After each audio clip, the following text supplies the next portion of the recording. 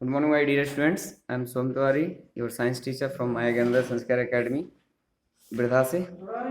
और आज आपकी कक्षा में फर्स्ट लेसन स्टार्ट करते हुए विज्ञान विषय में मैं आप सभी के समक्ष मानव विज्ञान और प्रौद्योगिकी, जैसा कि मैं आपको पिछले वीडियो में भी चर्चा कर चुका था, तो यहाँ पर आज हम देखेंगे कि मैंने पिछले वीडियो में आपको विज्ञान का महत्व क्या है और प्रौद्योगिकी किसे कहते हैं, और प्रौद्योगिकी और विज्ञान दोनों के संयोग से किन किन क्षेत्रों में क्या क्या विकास निरंतर हो रहे हैं, हो चुके हैं और आगे भी होंगे, और उस विकास से या उन सिद्धांतों और नियमों का यूज करके मानव अपने जीवन में, दैनिक भौतिक जीवन में किस किस प्रकार की यंत्रों का या अन्य प्रकार की किसी प्रकार की वस्तुओं का निर्माण होगा। इन सभी के बारे में एक छोटा सा मैंने वीडियो आपको भेजा हुआ था अध्ययन की दृष्टि से। तो आज पुनः एक बार फिर उसी पाठ को प्रारंभ करते हुए मैं आपसे आज चर्चा करता हूँ कि मानव विज्ञान और प्रौद्योगिकी तीनों में आपस में क्या संबंध है, तीनों ही एक दूसरे के कैसे पूरक हैं, या विज्ञान और प्रौद्योगिकी का यूज करके मानव ने अपने जीवन को आज के समय के अनुसार जिन जिन भौतिक संसाधनों की उसे आवश्यकता पड़ी उनका किस प्रकार से निर्माण किया और किस प्रकार से उसका यूज आज हम कर रहे हैं। कभी कभार क्या होता है कि जब हम किसी वस्तु का अधिक मात्रा में प्रयोग करते हैं, अधिक मात्रा में दोहन करते हैं, तो उससे हमें लाभ कम और हानि ज्यादा होने लगती है। कोई भी वस्तु, चाहे वो खाने की हो, पीने की हो, दवाइयां हो, यानी किसी भी चीज का अधिक मात्रा में उपयोग हमारे लिए हानिकारक हो जाता है। ठीक इसी प्रकार से जब हम विज्ञान के संसाधनों का, अर्थात विज्ञान या प्रौद्योगिकी के द्वारा जो निर्मित संसाधन हैं, उनका जब हम अधिक मात्रा में प्रयोग करने लगते हैं, तो ऐसी स्थिति में फिर वह वस्तुएं या वो संसाधन हमारे लिए कष्टकारक या हानिकारक बन जाते हैं। दूसरी चीज, जब भी किसी वस्तु या संसाधन का हम निर्माण करते हैं या उसे प्रिपेयर करते हैं, तो उसके लिए कच्चे माल की हमें आवश्यकताएं होती हैं। अब वो कच्चे माल कहाँ से प्राप्त होते हैं? वो कच्चे माल सब कुछ हमें प्रकृति से प्राप्त होते हैं।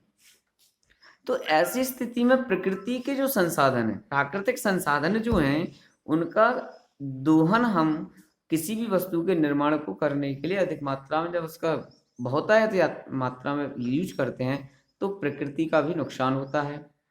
प्रकृति के वातावरण का जो संतुलन है वो प्रायः बिगड़ जाता है, जिसका हमारे जीवन पर बहुत ही प्रभाव पड़ता है। तो ये सभी प्रकार की जो भी क्रियाएं या बातें हैं, वो आज हम यहाँ पर इस वीडियो क्लास के माध्यम से, इस पाठ के माध्यम से आप तक भेजने का प्रयास करेंगे। आशा करते हैं कि सभी विद्यार्थी इस वीडियो को ध्यान से सुनने के पश्चात जब आप इस वीडियो को देखेंगे तो आप अपनी विज्ञान की किताब को ओपन करिएगा। ओपन करने के बाद उसको रीड करते हुए आप इस वीडियो के माध्यम से इन चीजों को समझें। सबसे पहले बात करते हैं विज्ञान और प्रौद्योगिकी का दैनिक जीवन में उपयोग क्या है। जैसा कि हम आपको पहले ही बता चुके हैं, अब दूसरे पॉइंट पर आते हैं, विज्ञान और प्रौद्योगिकी के विकास से मानव के जीवन में परिवर्तन क्या हुआ। तो इस पर भी मैंने आपसे चर्चा की थी, लेकिन पुनः एक बार फिर हम आपसे इस पॉइंट पर चर्चा करते हैं कि विज्ञान और प्रौद्योगिकी के विकास से मानव जीवन में क्या परिवर्तन आए। तो माय डियर स्टूडेंट्स, आज से हम बात करते हैं प्राचीन काल में चलते हैं। आज से मतलब 60-70 साल या 100 वर्ष पूर्व अगर बात करते हैं आपसे, तो आप उस टाइम पर जाके सोचिए, या फिर आप घर में अपने दादाजी से और अपने पापा जी से या घर के किसी भी वृद्ध सदस्य से आप उसके समय में क्या था उसके समय में कौन कौन से संसाधन उनके पास थे, उस समय किस प्रकार की वस्तुएं लोग दैनिक जीवन में उपयोग करते थे, उसके बारे में आप उनसे पूछिए। और उस समय जिन वस्तुओं का, जिन संसाधनों का यूज मानव किया करता था, वो आप नोट करिए कॉपी में। और नोट करने के बाद आज के भौतिक वातावरण यानी आधुनिक समय में, वर्तमान समय में, आज हम उन्हीं क्षेत्रों में, जिन क्षेत्रों में कल हम पारंपरिक संसाधनों का यूज करते थे, आज उन्हीं पारंपरिक संसाधनों का यूज ना करके आज के वर्तमान युग में हम विज्ञान और प्रौद्योगिकी के द्वारा जो निर्मित संसाधन हैं, आज हम उनका यूज कर रहे हैं। फिर उनकी कंपैरिजन करिए कि किसी भी उस समय के जो संसाधन थे उनसे जब हम काम किया करते थे या किसी भी क्रियाओं को करते थे तो कितना समय लगता था। आज जिन संसाधनों का यूज, जिन साधनों का यूज हम कर रहे हैं, सामान का यूज हम जिनका कर रहे हैं, आज उसी कार्य को करने में कितना समय लगता है। कल जिन संसाधनों का यूज करने के लिए हमें विभिन्न प्रकार की वस्तुओं को एक साथ जुटाना मुश्किल होता था, आज वहीं पर किसी भी कार्य को करने के संसाधनों को जुटाने के लिए आज हमें उतनी प्रॉब्लम्स नहीं होती हैं। आज की बात हम एक जनरली सामान्यतः अगर बात करें लोगों के दैनिक जीवन से जुड़ी हुई, तो खेती की बात करते हैं। चलिए कृषि की बात आपसे कर लेते हैं। कृषि की बात अगर हम आपसे बात करें तो पहले के समय में लोग जो खेती किया करते थे वो निराई गुड़ाई आदि, मतलब फावड़े से, खुरपी से और क्यारियां बना करके अपने खेतों में फसल को बोना, हाथों से रोपण करना, इस प्रकार से अपना खेती का कार्य किया जाता था। धीरे धीरे समय परिवर्तन थोड़ा सा बढ़ा आगे तो हल का यूज खेती के लिए किया गया, बैलों का यूज किया गया। हमारी मातृभूमि की वंदना यहाँ संस्कृत में की गई है। इसके बाद और समय परिवर्तित हुआ। पहले के लोग सिंचाई के लिए केवल बरसात पर ही निर्भर रहते थे। नदी, नहर, ताले, बांध आदि इस प्रकार से इन संसाधनों का यूज सिंचाई में बहुत कम किया जाता था। अधिकांशतः खेती वर्षा पर निर्भर रहती थी, परंतु आज वहीं सिंचाई के संसाधनों में बदलाव आया है। नदी, बड़ी बड़ी नदियों पर बांध बना करके उनके पानी को रोक करके समय समय पर उन्हीं बांधों से नहर, नालों, बड़े बड़े नालों को निकाल करके सिंचाई के लिए पानी की जो संसाधन है वो पूरा किया जा रहा है। इसके बाद अगर खाद उर्वरक की बात करें तो प्राचीन पहले के समय में केवल कंपोस्ट खाद, यानी जैसे गोबर की खाद हो गई, कूड़ा करकट हो गया, मलमूत्र आदि हो गया, इन सभी को एक स्थान पर इकट्ठा करके लोग डाल दिया करते थे और एक वर्ष में उसको उठा करके खेत में उसका छिड़काव किया कर देते थे।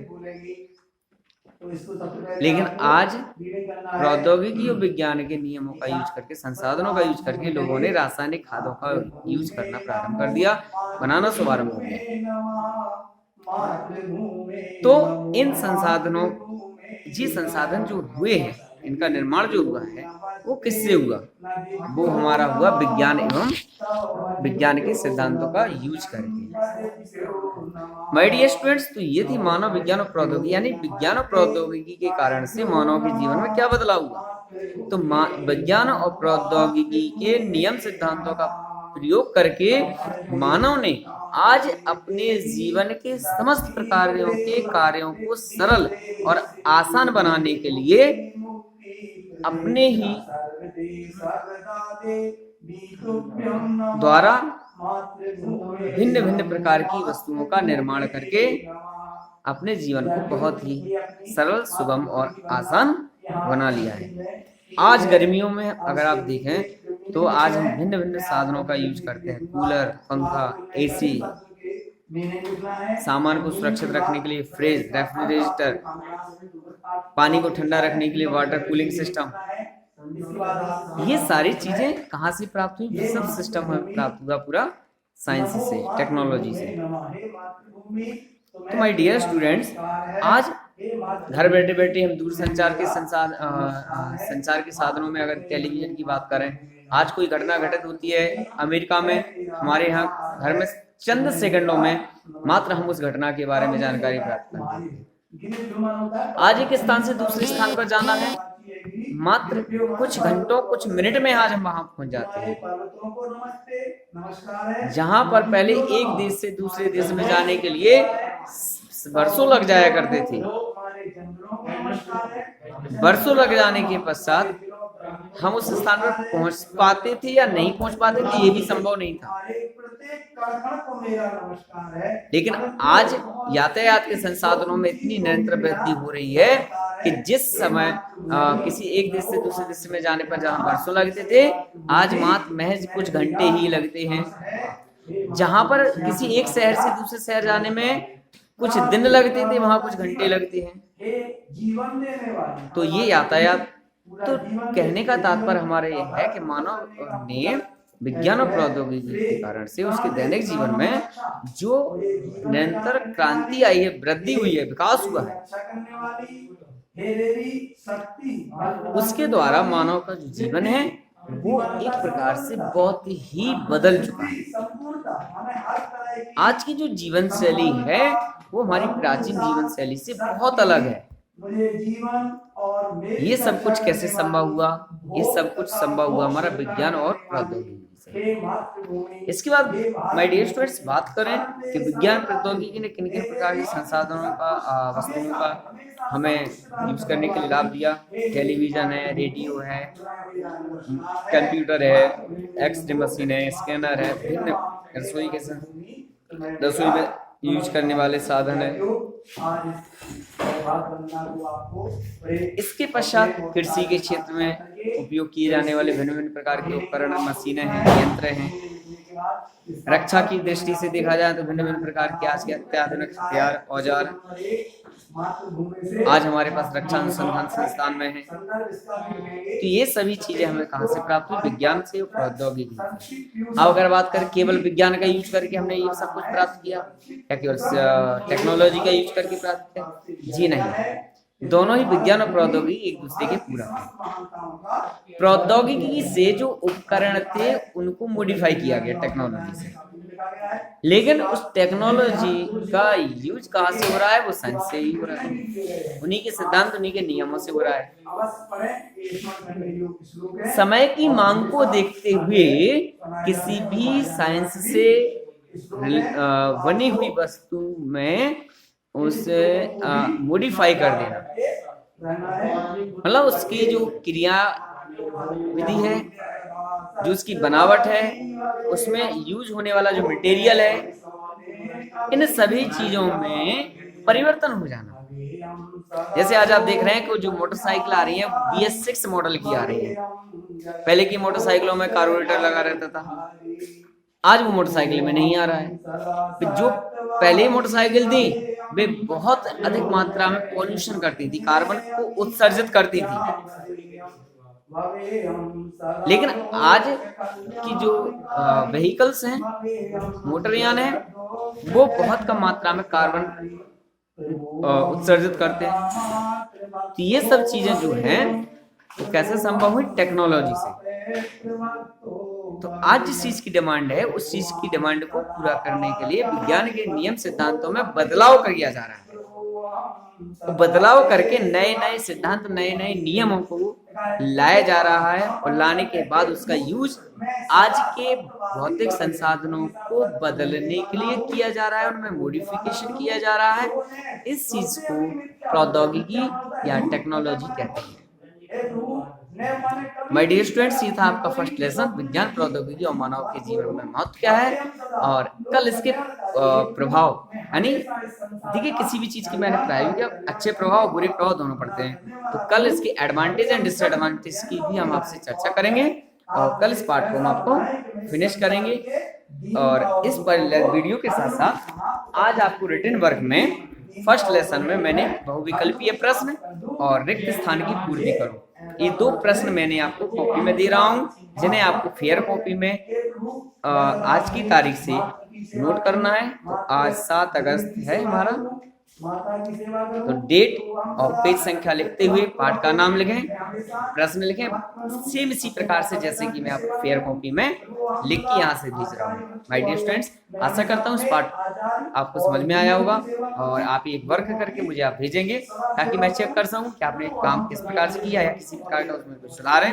तो तब तक के लिए थैंक यू वेरी मच। कल फिर पुनः आपसे वीडियो क्लास के माध्यम से आपके समक्ष रूबरू होगा। Thank you very much.